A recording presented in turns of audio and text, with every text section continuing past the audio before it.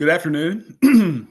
Thank you for joining this session of the Mitsui Lecture Series, Learning English and Japanese, Opening Doors to New Opportunities. My name is Sammy Arnold. I'm the Executive Director of the Japan America Society of Tennessee, and today's session is going to be about the value and the benefits of learning new languages, especially Japanese, of course, but not just Japanese. So we've got some great guests. It should be a good program. This session of the Mitsui Lecture Series will be recorded and available, as always, on JAST's YouTube channel. If you have a question for our speakers, please use the Q&A tab there at the bottom of your screen at any time during the session, and you could just type your question, and we'll read that when we bring everybody back for the Q&A part at the end. The Mitsui Lecture Series is made possible thanks to the generous support of the Mitsui USA Foundation. The purpose of the Mitsui Lecture Series is for high-profile speakers to present lectures on topics of interest to the Japanese and non-Japanese speaking business communities in Tennessee.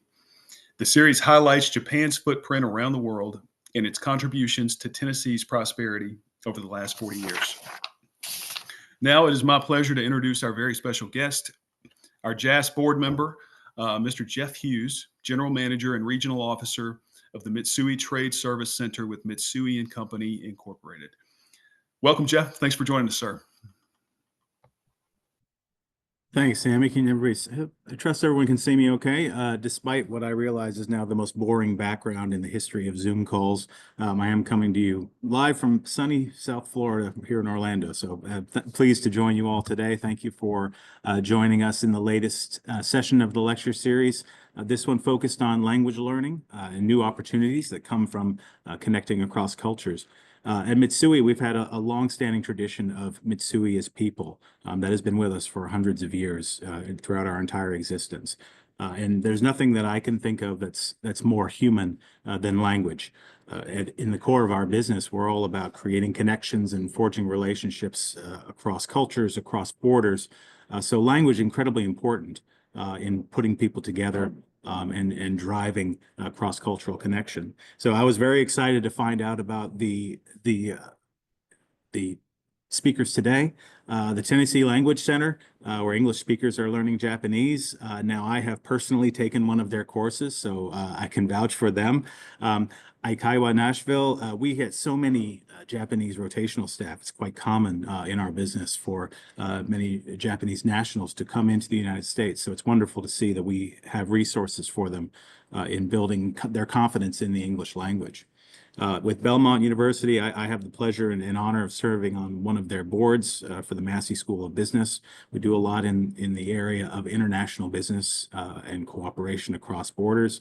I love to see Belmont. And personally, I too have a daughter at UT Knoxville. So I'm happy to see UT Martin here and get to hear about what they're doing in promoting the Japanese culture and language through their upcoming video and skit contests. So I highly encourage everyone, if you're fluent, if you're curious, if you've had experience with a language before, find out and discover what's available if you step into someone else's language and someone else's perspective. That's where real connections start, and that's what we're all about with Mitsui & Company USA and the Mitsui Foundation. So again, thank you, Sammy, and the Japan America Society for indulging me for one moment, and I hope everyone enjoys the presentations today. It's fantastic. Jeff, thanks so much. As always, I just have to give tremendous credit to Jeff's company, Mitsui & Company, and anybody who is a supporter of Japan, Tennessee, in that relationship. We owe a great deal of gratitude to Mitsui & Company. They are just staunch, steadfast supporters of JAST and all of our programming and all of our events. We probably wouldn't even be able to exist without them. So I'm thankful to Jeff, thankful to Mitsui & Company. Now, just want to introduce our first speaker now so we can get into the program. It is my pleasure to welcome John Gale, who is just super neat guy and one of the most fun guys I've gotten to know since I started this job.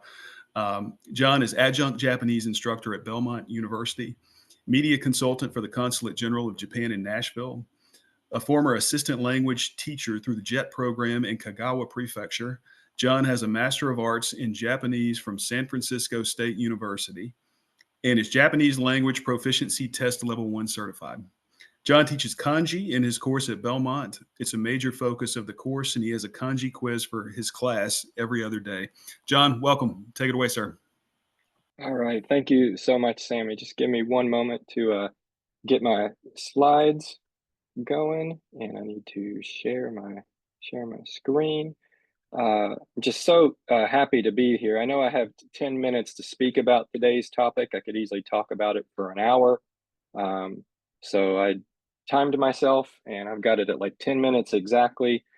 Thankfully, Sammy had that great introduction, and I can skip over the basics. I do like to show this slide of me when I was on the JET program in Japan on the very left to prove that I was young and handsome one time. I used to get by just on my shocking good looks. Now I have to get by on my high Japanese ability. But also at that time, I was in a lot better shape. And I used to be an avid snowboarder. And a few months after I got to Japan in the JET program, my teachers helped me set up this 5-day excursion to Hakuba in Nagano Prefecture, which is where they had the 1998 Winter Olympics. And it was absolutely beautiful slopes, wonderful snowboarding. But part of this package deal in the hotel, they would call me at 6 p.m. every night and say, dinner is prepared, please come to the dining room. So I'd go down and there were assigned seatings and there were these tables with families and group of friends. And then here's this one like American guy right in the middle of all these Japanese people sitting by himself. People are staring at me like, oh, can he use chopsticks? Does he even know what he's eating? So it was actually, that part was kind of uncomfortable.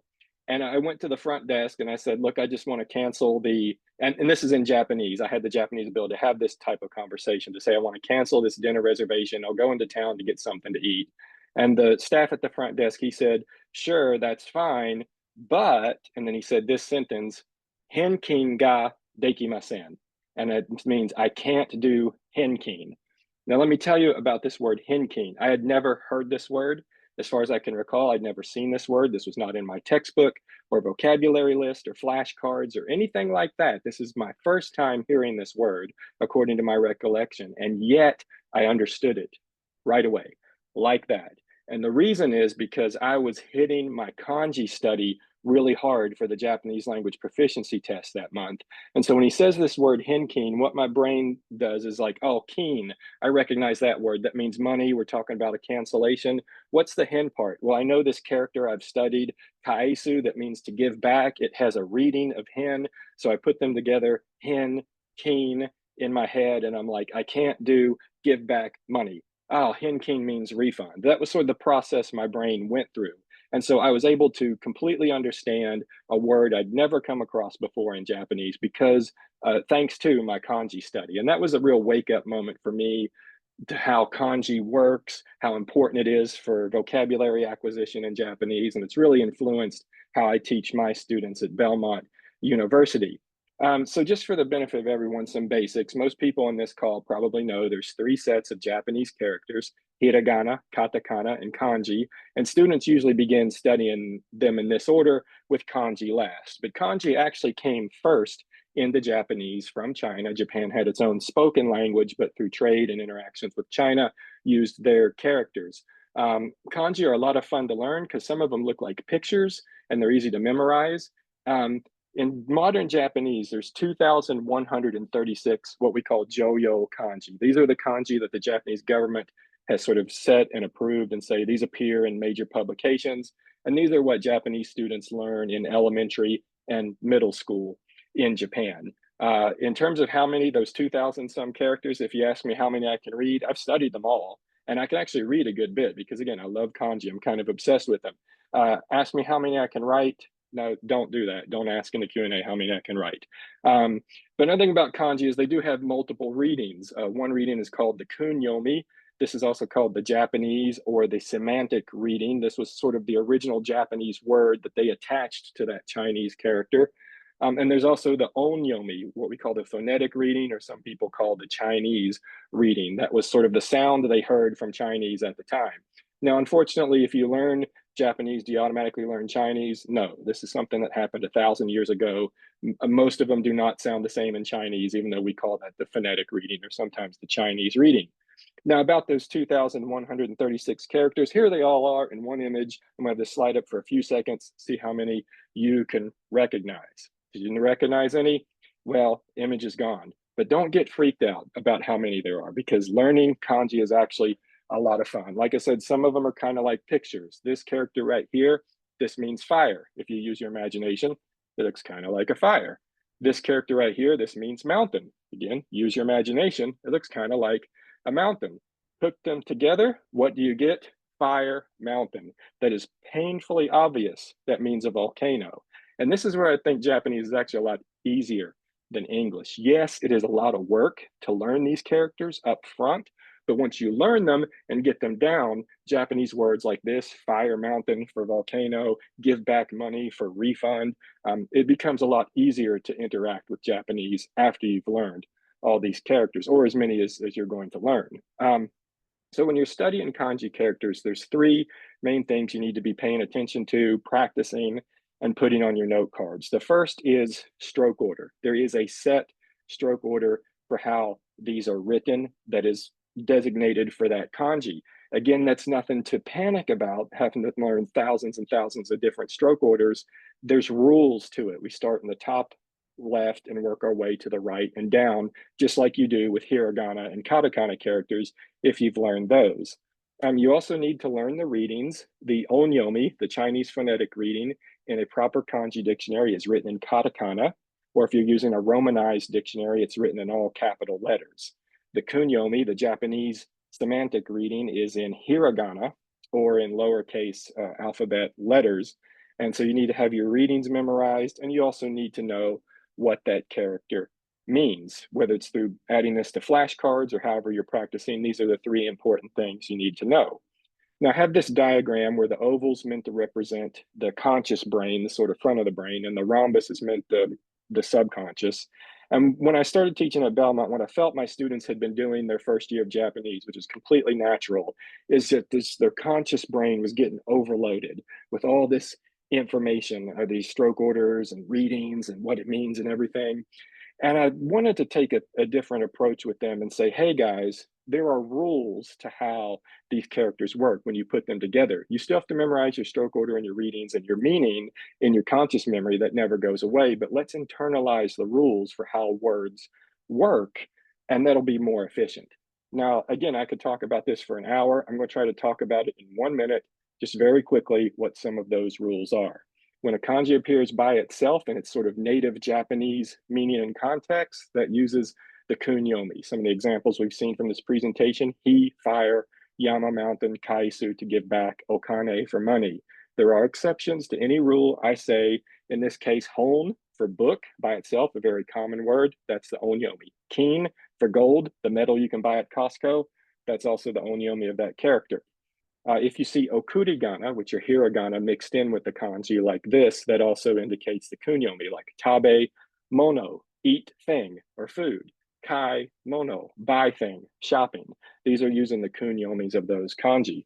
When you put kanji into compound words, there are two or more kanji together, about 70–80% of the time, they then take the onyomi, that Chinese phonetic reading, like my word, hen, kin, for giving back money, and ka, zan, for volcano. About 15–25% of the time, compound words will use the kunyomi of that character, like in te gami, a letter that you write someone. Those characters mean hand and paper. So it's a letter you write your friend or whatever in Japanese. But again, to prove you don't automatically learn Chinese, hand paper, that means toilet paper in Chinese. Now, for those of you who have the question, why does te for hand and kami for paper become te gami with that voiced G sound? That's something called rendaku. I don't have time to talk about it. Go look it up on your own on Wikipedia. There's a great article about it. And then what's more rare is for the reading combinations to get mixed, on, kun, or kun, on yomis. And there's some pretty common words that do that, like basho for location and daidokoro for kitchen. You can see that second character is the same in both those words, but has different readings. And those are mixing between the onyomis and the kunyomis, or the kunyomis and the onyomis. So if you're studying Japanese, I hope you learned something. If you're not, that probably didn't make any sense. This is how I teach in my class. We talk about all these different things you need to learn about with some vocabulary. What I've found, though, is that students will often learn them, take the quiz, and forget them. So I'm trying to tie in more cultural and relevant lessons. Like if we learn this character for stop, and then I show this photo from Japan, and I'm like, what is this? Oh, that's a Japanese stop sign. That's going to help me remember that character to retain it. I give out the answer key to my quizzes before the quiz. How many teachers do you know do that? I give out the answer key and I'm like, memorize it. I'm going to blank out random fields. And we have a quiz like this every other day in class to keep our kanji retention going. Real quick resources. My favorite website is gshow.org for looking up kanji. You can just look this up on your phone. It'll show you the stroke order. It'll play a video of it and everything else.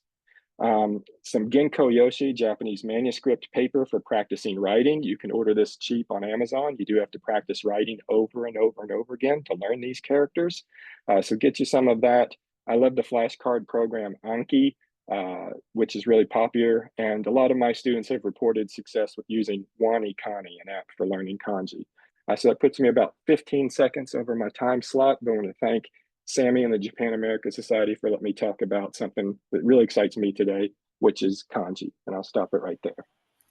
John, that's awesome. Thank you. Before you leave, John, what the just a real quick kind of follow up for you. So 2,000 characters strikes me that I personally would probably have difficulty remembering on a week-to-week basis. Just curious how you advise your students to guard against forgetting what they've learned. Yeah, the retention is a real challenge. That's why I actually have been recently reducing the number of kanji we learn in class to help students retain them more. What I told a student the other day, of course, as a student, he needs to be keeping up with his flashcards and practicing for his quizzes. But I also told him, like, find something that you're just interested in, like a manga or some song lyrics in Japanese, and keep exposing yourself to Japanese, something that will motivate you to keep interacting with these characters. For me, it was manga. Like, I'd read a manga. If I saw a kanji I didn't know, I'd stop and I'd study it. And that really worked for me for the motivation front.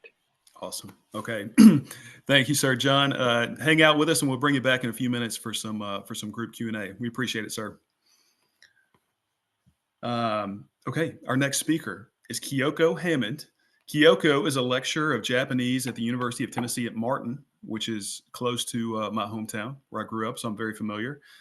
Kyoko has an MA in Japanese pedagogy and culture from California State University, Long Beach, and a BA in English literature from Hosei University, Japan.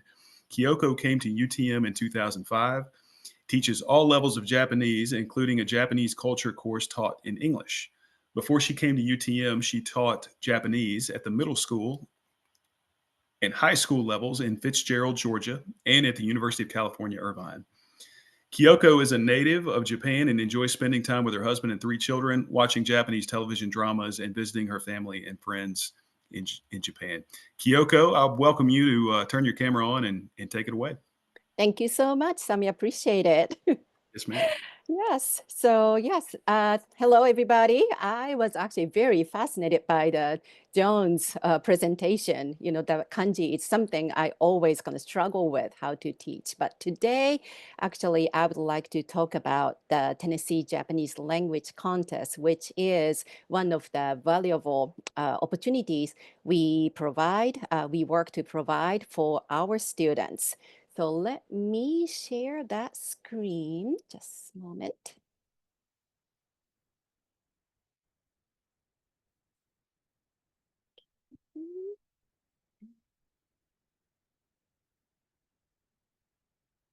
Okay, I hope it's showing for you. Let's see, just a moment, please. Okay, so I, and along with many other Japanese instructors, hope that students learn the language not only as an academic subject, but also as a lifelong adventure. And we strive to provide opportunity for them to explore their interest and passion, leading to maybe future careers, and simply personal fulfillment. And this video, the contest, Japanese language contest, is something I would like to share with you all today. So this Tennessee statewide contest started as a speech contest in 2008. Through the organizational changes and challenges, we shifted to a pre-recording video skit contest and also the poster presentation contest after COVID. And so probably you already read those like purposes, but this is the purposes we believe through this event for our students. Okay. So here is some contest overview. And so right now, this contest is only for the college students. So just briefly, the first year college level, it's a pre-recording video skit. The topic is free, but the skit should be related to Japan. And then second year college level, again, it used to be a kind of free topic, and then students need to relate it to Japanese culture. But then we received the feedbacks from our judges telling us that many skits focused on too much stereotypes. Because it's a skit, students wants to make kind of funny skit. So they just focused on those like stereotypes. And that was not the purpose of this contest. So 2 years ago, we changed to this kind of travel trip theme. And so this year, I encourage, actually, I almost like, I told my second semester Japanese class, I have 23 students in there. And usually for the midterm, I do one-to-one interview. But just looking at the group of students, I thought probably this group will enjoy a skit. So I told them, so this year midterm is actually skit presentation. And then we can send, like good ones to the Tennessee statewide contest. And some were like very excited from the beginning. Some were kind of like, oh no, skit. But at the end, I submitted 3 videos. So we'll see what's happened. And then the third year college level, this is the poster presentation. And so students are going to talk about, so like it started with another topic. It's SDGs, Sustainable Development Goals. But after 3 years, we, the committee members, noticed that many presentations were similar. So last year, we switched to the new theme. It's Japan and I. We received a really good presentations, but after that contest, again, the committee member, we got together and discussed, and we thought maybe that topic was not challenging enough for that 30-year college level. So this year, again, we changed. So for the first time, we're going to try 私が尊敬する人, someone I respect. So this week is actually judges are watching their videos. So we'll see. That I'm kind of curious, what kind of video we received and how judges will give us, what kind of feedbacks they will give us. All right, and then I just would like to show just small clips of the winner's video from the third year, yes, college level. This was that first place. So let me just show you just a little bit. 皆さん、こんにちは。ジョーディンと申します。今日は私と日本について発表いたします。それでは早速始めさせていただきたいと思います。日本との関係はいい意味で複雑です。私は日本と日本語に救われました。So this is the 30 year. So it's going to go something like this. Okay, so the committee meet online through the year. And at the beginning of April, we used to have this online award ceremony. Actually, Mr. Hughes, joined us last year. He sent us the encouraging video for our students. But this year, we decided to change the venue because with that goal of becoming more visible and reaching a larger audience. So we are going to make the award announcement at the Cherry Blossom Festival this year. We are also going to have a tent there to excuse me, to showcase the winning videos and also to introduce Japanese programs available in Tennessee. So we are very curious again, what's going to happen this year. And so lastly, we that, Tennessee committee genuinely appreciate the continuous support we have received from our supporters. Like of these, the Mitsui USA has been our biggest sponsor since that speech contest. And we could not have organized this event, without the generous support of our sponsors and supporters. So thank you very much. And I really hope I'll see many of you at the Cherry Blossom Festival this year in April. Yeah, thank you. Kyoko, thank you so much, and Thank we're you. glad you'll be at the Cherry Blossom Festival, Mhm. and we'll see you there. But in the meantime, just if you wouldn't mind hanging out, and we'll bring you back towards the end for some group Q&A. Thank you so Sure. much. Great. Sounds good. Thank you. Thank you. Okay, for our next speakers, Mauricio Lopera and Minae Hayashi are our next speakers. Mauricio and Minae are with the Tennessee Language Center, which is a longtime member of the Japan American Society of Tennessee and great friends of ours. Mauricio is Assistant Director of World Languages at the TLC. He was born in New Jersey, raised in Colombia, and then moved back to the United States. He has a degree in teaching English and Spanish from Luis Amigo Catholic University, located in Medellin, Colombia. He also has a TESOL, TESOL certification from Arizona State University, and has worked as a language instructor for more than 16 years in different universities and language centers.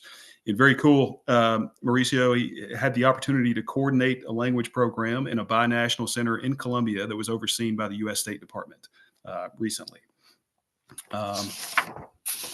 And he enjoys playing basketball and watching basketball, and hiking or trekking with his wife of 15 years and his very smart and lovely 12-year-old daughter. And Minae is a Japanese instructor at TLC. She was born and raised in Hiroshima, Japan, and she has lived in the U.S. since 2008 with her husband and 4 cats. Minae studied piano performance and music education at the Chugoku Junior College in Okayama, Japan. After graduation, she worked at a nursing home for severely disabled people. Minae started living in Middle Tennessee in 2013, moving from Portland, Oregon. And after coming to the U.S., Minae began teaching the Japanese language at a Japanese supplementary school and giving private Japanese lessons since 2013. So with those introductions, I'd like to welcome Mauricio and Minae to present to us today. Thank you so much, Sammy, for that very kind introduction. And thank you also, Jeff and John and Kyoko for previous presentations. Very informative, very interesting. Jeff was our student last year. I hope he comes back to his Japanese classes and joins us again. So let me share my presentation here. Let me know, please, if you are able to see. Okay. Presentation, make it. Very good, perfect. So like Sammy said, I represent the Tennessee Language Center. The Tennessee Language Center is part of the UT Institute for Public Service. And the Tennessee Language Center offers a variety of language services. Among them is interpretation and translation services, English classes, professional development, and world languages. Specifically, I'm going to talk to you about world languages, where I serve as the assistant director. We offer language classes in 10 language: Arabic, ASL, Chinese, French, German, Italian, Japanese, Korean, Portuguese, Russian, and Spanish. One of the most popular or biggest programs that we have is the Japanese program that we have. Currently, we have 6 Japanese instructors. Among them is Minae that is joining me today. She's one of our rock stars, as I like to call her, in Japanese teaching. She teaches adults and youth, and I'm going to be talking to you a little bit about that. And she will also is going to go deep into teaching Japanese. We like to that the TLC create spaces and opportunities to share and promote the Japanese culture. So our Japanese instructors are first native Japanese speakers and professional Japanese instructors. So that helps a lot in our mission vision with the Japanese language and culture. We offer a variety of modalities and sites. We are, since we belong to the Institute for Public Services, we have the possibility of working our different sites throughout the state of Tennessee. The first modality that we offer is the online classes that we offer through Zoom, synchronous classes. And our in-person classes for Japanese are held here in Nashville at 193 Polk Avenue location. But we also have classes in Clarksville at the UT Extension office. And recently in the Knoxville area at Oak Ridge at one of our sister agencies at the Institute of Public Service, LEIC, we are also offering Japanese classes in person at that location at Oak Ridge Turnpike. We offer a variety, we target a variety of public when we offer Japanese classes. We offer Japanese adult group classes. Our upcoming term will be the spring term, beginning the week of April 14.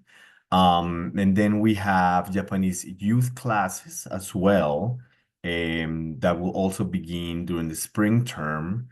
And during the summer term, we are planning to have intensive, 2-week classes for youth ages 11 to 17.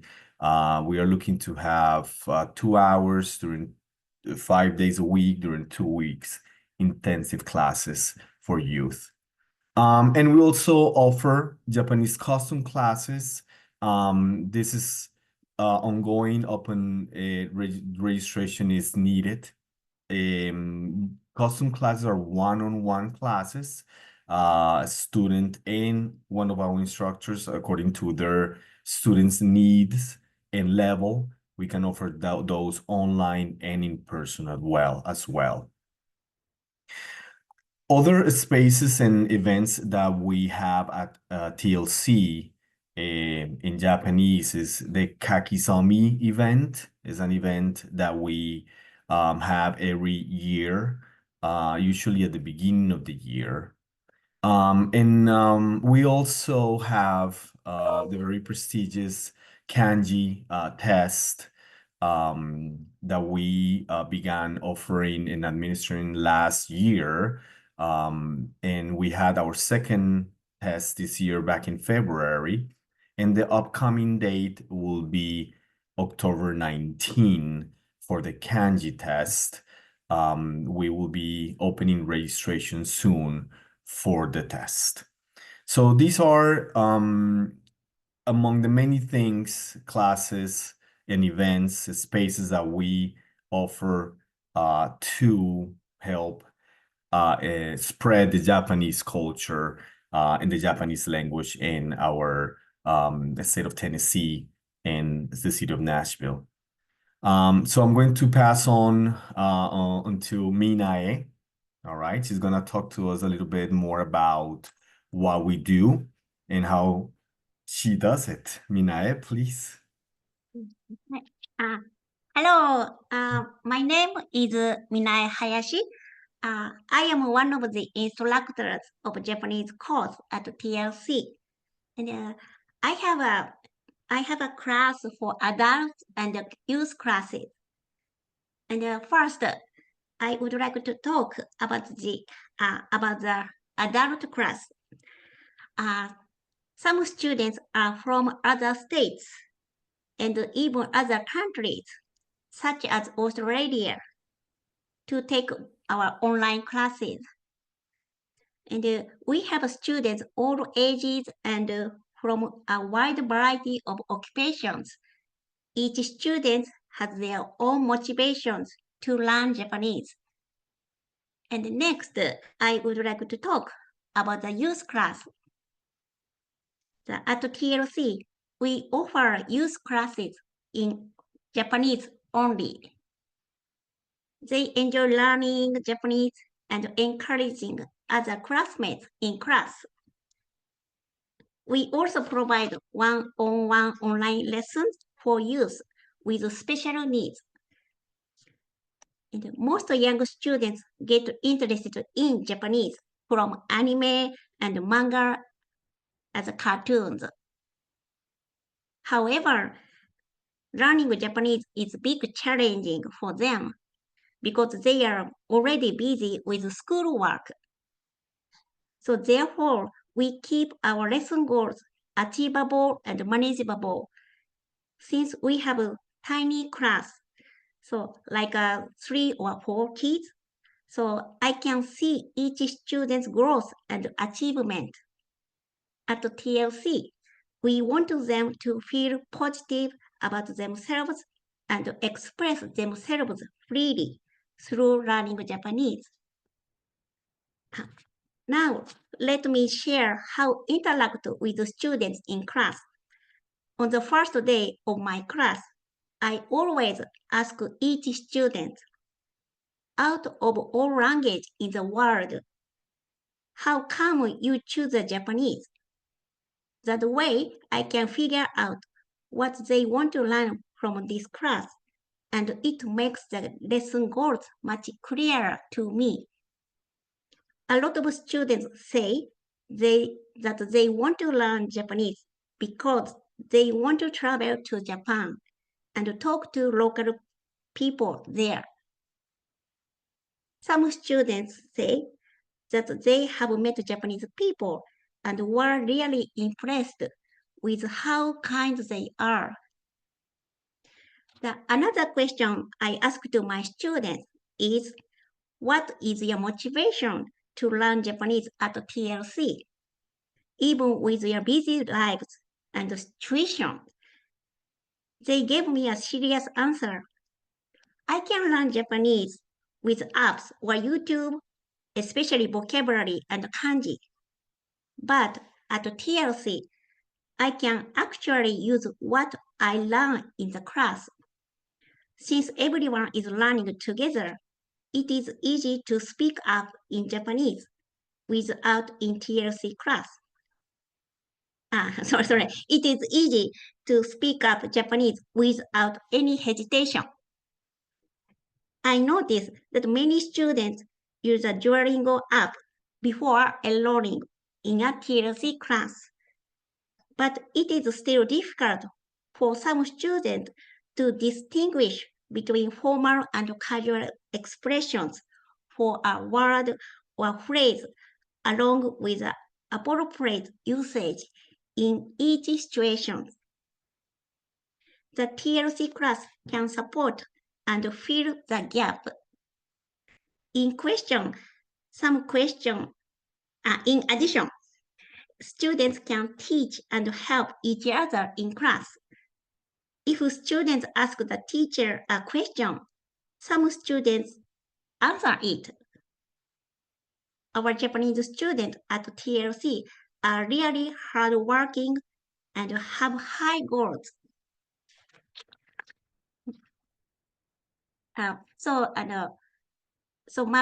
Mauricio-san already talked about that.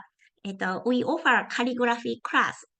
And furthermore, starting in 2024, we are provided a test site for the kanji kente. This is a kanji level test to boost students' motivation for many Japanese language learners. In the previous kanji test back in February, we even had test takers from outside the states, such as Missouri, Texas, Maryland. I believe that there is a big potential that people want to take this kanji test all over the states. In closing, we hope that our students will become individuals who contribute to building strong and positive relations between the US and Japan. Thank you. Minae, thank you so much. That was wonderful. And thank you to Mauricio as well. And one more plug for the Tennessee Language Center, which is an awesome resource for anybody who is looking to learn a new language or beef up their language skills or whatever. And so thank you, both of you guys, for supporting us and for being here and telling us more about your activities. We really appreciate it. Thank you, Sammy. It is a pleasure. Thank you, sir. Thank you. Thank you, Minae. Our next speaker is Leo Katz. Leo is the founder and instructor with Eikaiwa, Nashville. Leo was born in New York and moved to Tokyo as a child. Leo lived in Tokyo for 3 years, spent a semester in Yokohama as a high school exchange student, and later taught English for 3 years in Nagoya, where your son was born. Awesome. A deepened connection to Japanese language and culture was formed, shaping both Leo's personal and professional life. Teaching has always been Leo's passion, thriving on the exchange of language and culture and helping students build confidence and improve their communication skills. After a career as a public school teacher in Nashville and joining the JET program to teach in Nagoya, Leo returned to the U.S. and continued working with the Japanese community, establishing Eikaiwa, Nashville, nearly 20 years ago. Leo is a licensed teacher, a certified ESL instructor, and a certified PESL instructor, bringing teaching expertise and enthusiasm. Leo, welcome and take it away. Thank you so much, Sammy. I'm really, really happy to be here today with all of you guys. We haven't all met before, but we have been in some of the same spaces, and I used to be a Japanese student at TLC as well as a Japanese teacher at TLC about 10 years ago, and have known people involved with the speech contest before. And of course, John Sensei and I were both Jets. So I feel like I'm among my people with you guys on this panel, and just want to thank you so much for inviting me to be part of this discussion. First of all, I want to just mention for people who don't speak Japanese that Eikaiwa Nashville, the name of my school, simply means English Conversation School. And it was a very fortunate name for the school because most people, when they're searching for an English school, type it in Japanese, and I get very good SEO results without much technical expertise. So that was a very lucky thing. I guess I'd like to go ahead and get started with my slides and tell you kind of just a story about Eikaiwa Nashville, how it started, and what we do. So Sammy has already talked a little bit about my background, and you can see here, this is a picture of the very first exchange experience I had as a probably 12-year-old kid in Tokyo. And it was very difficult. This little girl that I stayed with did not speak English. Here's high school in Yokohama. And what did I want to say about that one? Well, I mean, it was great to experience the Japanese school as a student and then later as a teacher with the JET program. So here is in Nagoya as a JET, and I was able to get some deep insight into Japan's English education system through that experience. During the time I was teaching in Nagoya, I met a woman named Yoshiko Sensei, who became my inspiration for starting Eikaiwa Nashville. I took private and semi-private Japanese lessons with her, and through our conversations, she gave me a rare glimpse into the unspoken side of Japanese family life and culture, what happened behind closed doors, not just the cultural things that Japan is famous for. Her openness shaped how I teach today. Like Yoshiko Sensei, I want my students to gain more than just language skills. I want them to get a deeper understanding of how Americans think and how we behave. So Eikaiwa Nashville was born with a simple question. Someone asked me, can you teach me English?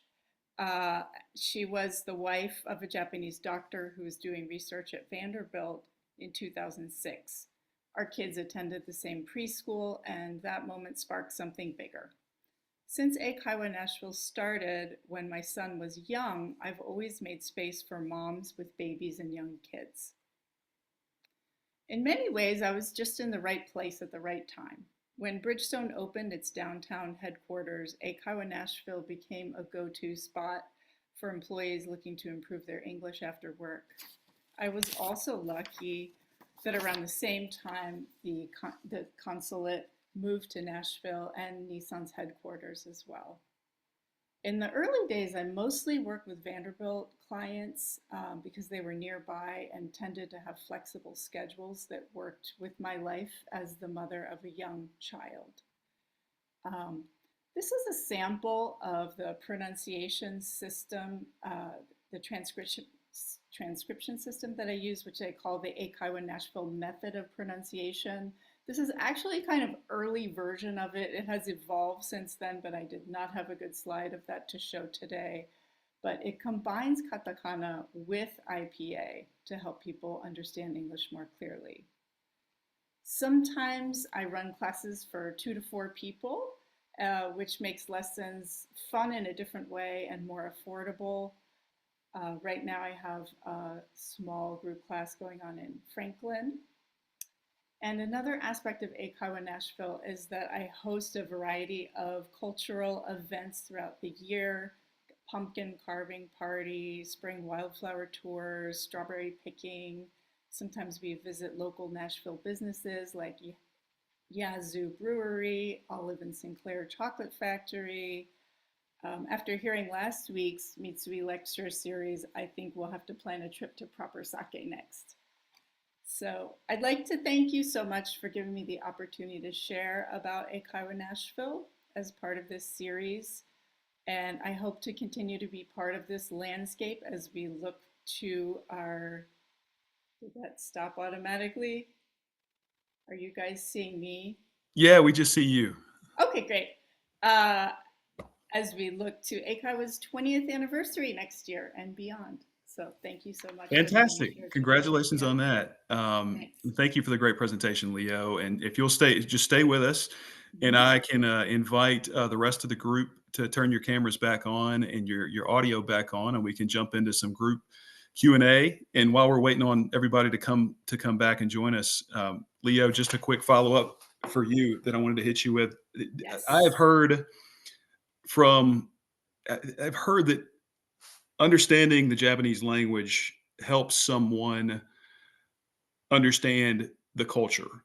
In other words, beyond just understanding the language itself and how to speak it and how to understand what someone else is telling you, it helps you gain a greater understanding of Japanese culture, more largely speaking. Do you agree with that? And what do you I do attribute agree that to? with that. I'm trying to think of an example I could share with you right now about that shows that. I do agree with that 100%. There was something, I feel like there was something that came up in a lesson yesterday or this morning, that there was a phrase that was used that we don't actually have in English, but I'm having trouble remembering it. If anyone else wants to chime in on that topic while I'm thinking of my example, that I would be fine with that. What was it? Gosh, I don't think it's going to come back to me, but there are certain, vocabulary words that we don't even have in English that, here's an example that tells you a word that shows you something about Japanese culture. So, komorebi is the word that means this is the light that filters through the leaves of trees. Is that right, teachers? Okay. So, that shows Japanese culture's sensitivity toward the fine details of nature and their attentiveness to those details. We don't have a word that means the light as it filters through the leaves. We just say that phrase. So Right. I'm sorry I didn't write down some other examples before you asked me the question, because it's a great question.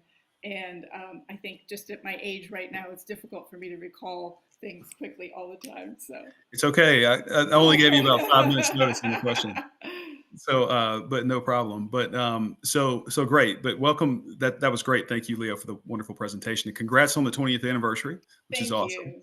And now that we have everyone, we have about 10 minutes left here. And so just a reminder, if anybody is listening in and you had a question for either the group or for any specific presenter, you can just type it into the chat, and we'll be glad to fire away on that question. So my first question, this is just for me, and this can be for the whole group, for anybody who has an opinion on this. But with certain technological advancements around artificial intelligence and better translation software, and I was reading about that there may be on the horizon earbuds that you can wear that simultaneously translate a conversation for you into your native language as you're having a conversation with someone who maybe speaks a different language, and it would do the same for them.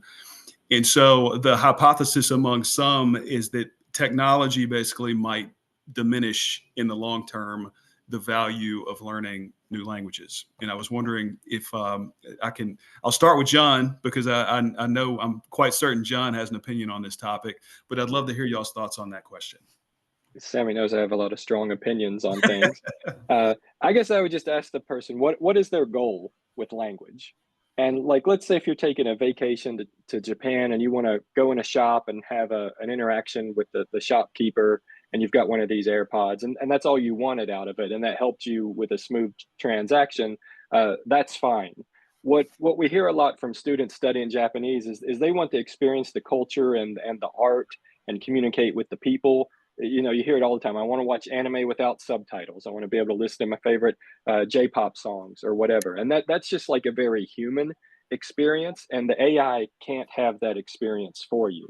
Yeah. So that's what you get by learning a language and being able to have that experience with the people or the culture that you want to experience in that other language. And there's nothing that can replace that. So that just takes the work to learn the language, no matter what the technology will do.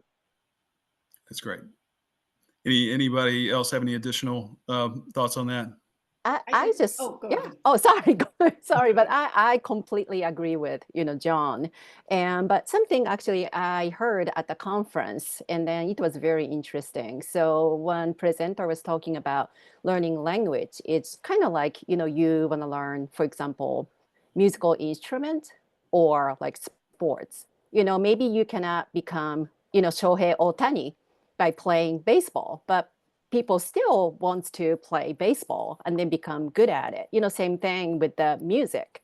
Maybe you cannot become a rock star or anything, but people still enjoy learning. And then, that kind of joy comes with it. Maybe like language learning is similar to that. And then that was kind of quite eye-opening, like kind of statement. So I'm like, that is true. That's like, John said, you can do that kind of transactional thing, but when you actually speak your own, that's just completely different experience. So. It's great. I Leo, agree you have thoughts? 100% with what Hammond Sensei just said. So just the sense of accomplishment. I mean, people feel good about how they're able to grow and then connect with people from another culture. And it's not the same thing when it's, automatic via app. And by the way, those earbuds already exist. I have a Ukrainian student who had me use them with her one time, and I was really blown away that exists. Yeah. And it would seem pretty good, pretty accurate, but like John Sensei said, depends on what your purpose is. That could be good for practical situation, but what we do is different. Right. No, great stuff. I appreciate that, guys. And then another question I can just kind of pitch to the group here. In my research, as I was prepping, it seems fairly widely accepted that learning new languages, particularly one, with as complex a writing system and grammatical structure, Japanese, just expands your general cognitive abilities, beyond just language comprehension. And so I'm wondering if that is something that you guys, as students come into your programs, Mauricio, maybe the TLC, is that something that you think drives more people to want to learn a new language? It's just the general fact that they think it probably opens up their brain, it expands their brain in that type of way? Yeah, Sammy, certainly, absolutely. It definitely takes a lot of dedication and studying and willing to learn a language. So when in just Japanese or any other languages, when a person comes in, definitely wants to expand on their knowledge, and they need that dedication and ability to learn it. So absolutely, it is true that they are looking to expand in different ways, and you need to have certain strategies to study and to learn the language. That's great. That's great. And then I had a question here in the chat. In the relevance with our Cherry Blossom Festival just on the horizon here. And the question was, since the cherry blossom trees here are so beautiful and either at their peak or approaching their peak, wanted to know specifically from maybe Kyoko and Minae, would you guys remind us or explain to us why cherry blossom trees are so special in the Japanese culture? Whoever wants to start. Minae, why don't you start? Hello. Thank you. Hi. Hi. So cherry blossom, as you know, the national tree in Japan, and so the cherry blossom is a very special tree and a symbol to us, and so I know. So I always try to explain why the cherry blossom is special to us, to our students. But the Kyoko sensei and Kyoko sensei came from Japan, so I know you really understand what I say. Sure. So hi. So the hi. So when we see the cherry blossom, Yeah. so our emotion is so very heartwarming and the Yeah. nostalgic. Totally. Hi. So I want to share our emotion to our Japanese students. Hi. So language and culture is always connected. So Makes perfect sense. Absolutely. hi. Thank you so much. Thank Yeah. you. Yeah, I completely agree with her. I think especially I think it's also cherry blossom this season is very special for many Japanese people because this is kind of represents, graduation time and also like, entrance kind of new school year, new fiscal year, new school year in Japan. Of course, it depends where you live in Japan. When you see the cherry blossom, it's a little bit different.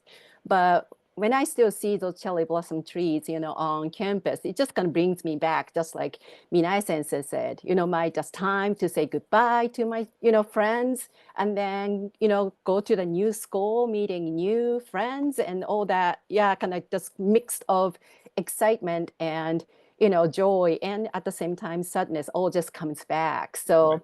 that's probably, yeah, to me, just most kind of like yeah, just gonna get very emotional, yeah, when I see sakura tree. So Great. Okay. And then one final question before we wrap here in our Q&A. And this comes from a very good friend of ours who is a business executive, wondering if any panelists have recommendations for adult learners, specifically in the Nashville area, who want to accelerate their learning quickly for business purposes, as opposed to just something more casual or fun. Does anybody have recommendations for a person in that position? I guess I would ask, do they intend to stay in Nashville or go to Japan? When they say accelerated, my initial response is go to Japan. That's actually how I started. I went to a lot of intensive Got it. language schools in Yeah. Japan for short-term periods, and I think just that's the way to learn. Like you said, accelerated and intensively. If going to Japan's not an option, then I think setting up a custom class like Mauricio talked about at the Tennessee Language Center is probably a good way to go. Got it. Yes, thank you, John. I was just gonna say maybe thinking about that accelerated process, custom class will be the ideal setting for a person with those needs. So yes. Well, that's great. That's very helpful. And guys, 3 o'clock on the dot. And so this was perfect, well timed. And so I want to thank everybody, John, Kyoko, Minae, Leo, Mauricio, and of course, Jeff from Mitsui and Company, who sponsors this program. And as well as the Mitsui USA Foundation for its support of JAST and the lecture series. And of course, thanks to everybody for joining us today. And then one last plug, April 12th, we're less than 3 weeks out. The Cherry Blossom Festival, we had about 60,000 people last year. And if it's a day like today, I guarantee you it's going to be like that again. So you don't want to miss it. And we're thankful to everybody who supports that event. And hoping I'll see some of our panelists at the event as well. I know that I will. But so check out our website for more information about the Cherry Blossom Festival, and hope everybody has a great afternoon. Thank you guys again.